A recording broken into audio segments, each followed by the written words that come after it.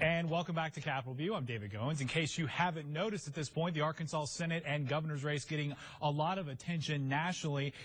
Joining me this morning, we'll have a bit of a national perspective from Republican National Committee Chairman Reince Priebus. Thank you so much for joining us, Mr. Priebus from Washington. Hey, thank you for having me. Appreciate it. Absolutely. Let's start with that kind of national perspective. The state of Arkansas has seen several big-name Republicans over the last few weeks. Mitt Romney has come into the state, as well as Chris Christie. From a GOP perspective, is the thought that Arkansas voters will respond to these out-of-state big-name Republicans? Well, I mean, some of it is to get your base fired up, too, and to speak to people that are working so hard on behalf of the candidates and tell them thank you. And I was just there myself a month ago, and that was really the purpose of me being there. I think Arkansas makes the decisions for Arkansas, and I think given the situation there in the Senate and Mark Pryor's record of supporting Obama, who is certainly not very popular in Arkansas, but it's more the policies of Obamacare, the policies of what we think to be an amnesty policy, and so many other issues. Tom Cotton just offers a fresher approach.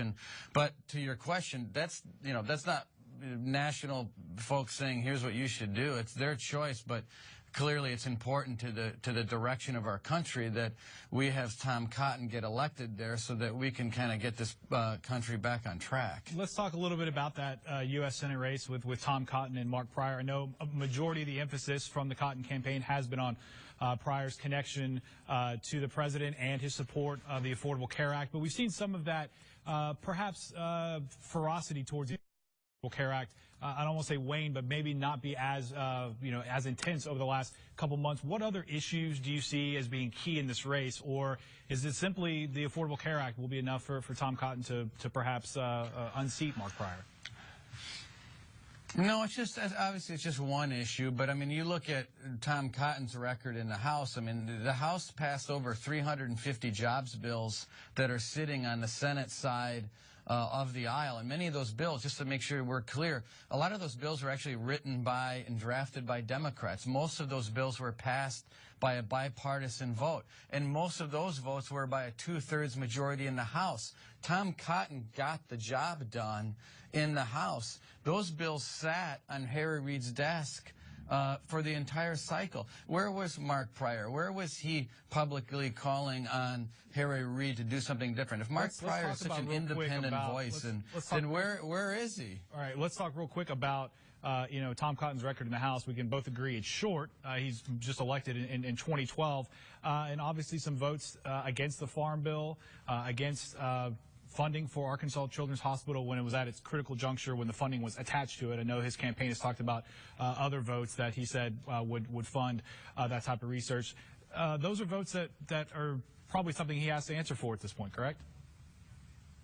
Well, and I think he is answering for it. I mean, part of the problem with the Farm Bill was that it had a little less to do with farming than it had to do with other topics. And, I think that's important. I think you obviously dealing with issues in regard to agriculture are important. It's important to where I'm from in Wisconsin. It's important to you all in Arkansas. But what happened on the Farm Bill was a hijacking by Barack Obama. And Mark Pryor, of course, is just going to be a rubber stamp for Barack Obama. So, granted, I mean, these are things that candidates debate. I'm not taking that away from you, David, but I think ultimately these come down to, number one, the performance of the incumbent, which I think Mark Pryor's had some problems. I think we can agree with that and squaring with the electorate in Arkansas, but it also comes to the general direction of the economy, which I don't think most people think is going in the right direction, the debt, and what our future is for our kids and grandkids. And so I think most people in this country, putting politics aside, think that we need to get our act together and get this country back on the rails. And part of the problem is that nothing's happening in the United States Senate, and Mark Pryor just happens to be an important piece of a do-nothing Senate, which is why I think he needs to go and why I think ultimately Arkansas is a great opportunity for Tom Cotton and a great opportunity for our country. Okay, so if the Republican Party, let's just play out the scenario that you pick up the 6 seats in November to obtain control of the Senate. You talk about getting it back on the rails. A lot of people see Congress as ineffective. We've all seen the ratings down, 20, even in the teens for approval rating. What changes with a 51-49 Republican Senate when you know, as we've seen, it takes almost a supermajority to get anything done in that chamber?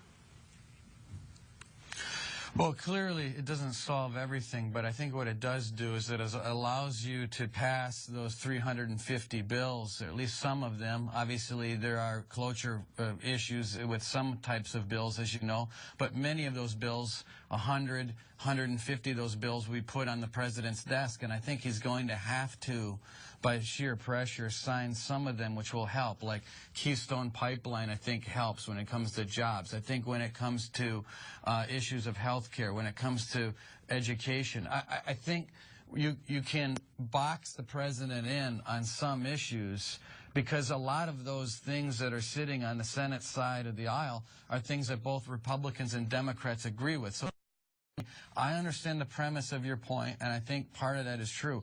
You can pass a budget, as you know, with a Senate that is under control. We've done 5 or 6 budgets on the House side, only 1 passed on the Senate side. You can start getting your debt trajectory under control. So, I mean, there are things that can happen to help the economy get on track and help some jobs bills get through that are ultimately going to help people across the country. While we've got less than a minute here, I just wanted to mention that Mark Pryor has said he supports a Keystone Pipeline. That could be one of those areas you talked about with Republican and Democrat bipartisan support. We'll see where that goes. But really here in the last 60 seconds or so, the ground game, both Republicans and Democrats have talked about the strength of their canvassing, the registering to vote. As it relates to the Senate race, how critical will that be, do you feel, on November 4th?